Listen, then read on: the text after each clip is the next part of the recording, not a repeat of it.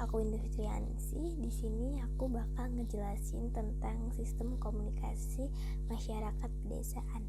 Nah, sistem komunikasi masyarakat pedesaan sendiri adalah sistem komunikasi masyarakat yang entah mereka sadar atau tidak telah berjalan dengan sendirinya, seolah-olah menjadi kesepakatan di antara mereka. Memang kebanyakan dari mereka berkomunikasi secara langsung atau secara lisan, seperti kumpul arisan, pengajian, dan lain sebagainya. Nah, sistem komunikasi sendiri memiliki bentuk atau pola yang diantaranya adalah komunikasi interpersonal atau ketuk tular. Nah, ketuk tular sendiri adalah pola komunikasi yang dimana komunikasi di desa dilakukan secara lisan, yang dimana pesan yang disampaikan dari orang ke orang lainnya melalui suara manusia, seperti kita menggibah atau mendengarkan dari telinga satu menyampaikan ke telinga yang lain. Nah, pola komunikasi ini merupakan salah satu pola komunikasi yang tertua dijalankan di pedesaan. Pada pola ini, masyarakat cenderung mempercayai opinion leader yang ada di desa tersebut dan tidak sepenuhnya percaya pesan yang disampaikan oleh media massa. Nah, contohnya opinion leader itu seperti tokoh-tokoh terkenal yang ada di desa tersebut, seperti tokoh agama, tokoh pemimpin, dan tokoh lainnya yang menjadi tempat percayanya orang pedesaan. Nah, yang kedua ada media rakyat. Sejalannya dengan perkembangan masyarakat desa, terutama sekali dalam perkembangan pendidikan masyarakat desa.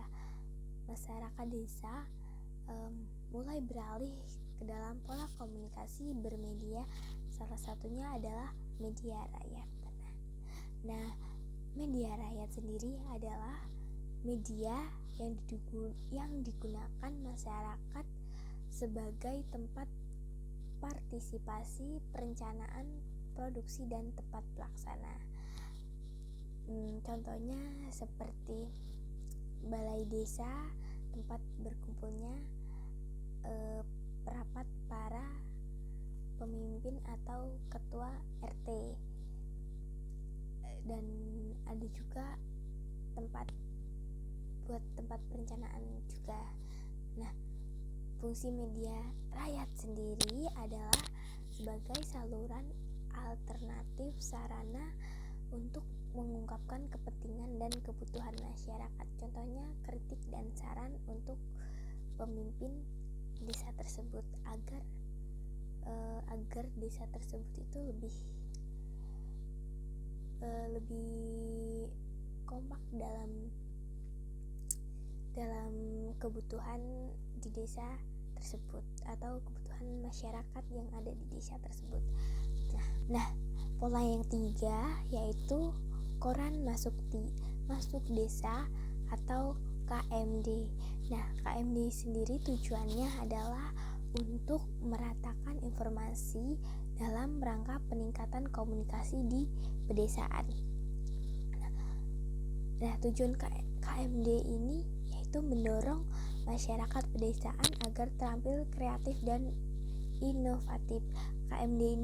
KMD sendiri bekerja sama dengan pemerintahan agar informasi dari pemerintahan dapat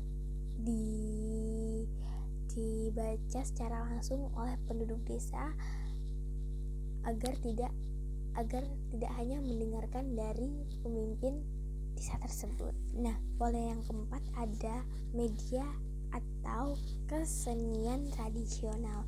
Nah, media tradisional adalah media yang sudah lama digunakan di suatu tempat sebelum kebudayaan tersebut tersentuh oleh teknologi modern. Nah, media tradisional juga sering disebut sebagai folklore. Nah, folklore sendiri memiliki bentuk-bentuk seperti cerita rakyat, cerita dongeng, legenda, ungkapan rakyat, peribahasa, pepatah, pameran wayang, dan masih banyak lagi. Sebelum itu semua tersentuh oleh media modern. Nah, media modern itu seperti alat elektronik yang sekarang kita pakai. Nah, yang kelima adalah ada penyuluhan.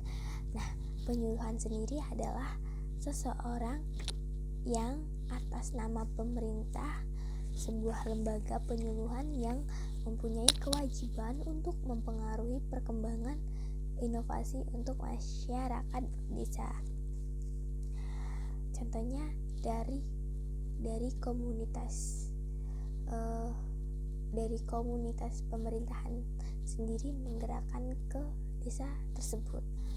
Nah, alasan adanya penyuluhan pada masyarakat pedesaan yang pertama sebagai proses penyebaran informasi, yang kedua sebagai proses penerangan, yang ketiga sebagai proses perubahan perilaku masyarakat pedesaan, yang keempat penyuluhan sebagai proses pendidikan, yang kelima sebagai proses rekayasa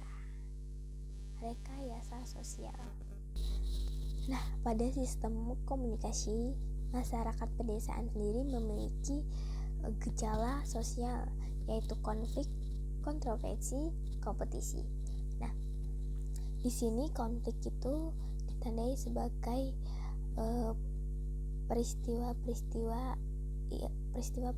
perkelahian atau pertengkaran antar tetangga, karena di pedesaan itu jarak rumah satu dengan rumah lainnya tidak terlalu jauh. Meskipun begitu, tetap pasti ada pertengkaran di desa tersebut. Tetapi tidak merata seperti di kota, karena kalau di kota itu rumahnya lebih berapat, berdempetan, dan di kota juga itu dapat menyebabkan konflik. Dan di desa, kalau di desa sendiri mungkin karena lebih ke iri kepada tetangga tersebut sehingga terjadilah konflik. Nah, yang kedua itu ada kontroversi. Kontroversi itu perubahan dari kebudayaan atau psikologi. Maksudnya kayak diguna-guna oleh tetangga sendiri gitu. Nah, yang ketiga ada kompetisi. Kompetisi itu di mana masyarakat itu saling berlomba-lomba. Sepertinya tetangga A dan tetangga B. Tetangga A ini memiliki sebuah mobil baru. Nah, tetangga B juga tidak mau kalah. Akhirnya dia beberapa bulan kemudian dia membelilah mobil baru seperti mobil A. Karena si B ini menganggap si A itu adalah saingannya dia, sehingga si B harus sama seperti si A.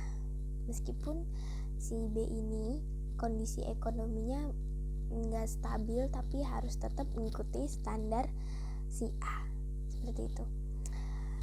Nah, itu aja dari aku. Apabila ada salah kata atau salah dalam pengucapan penjelasan ini juga, aku mohon maaf. Dan sampai jumpa. Bye bye.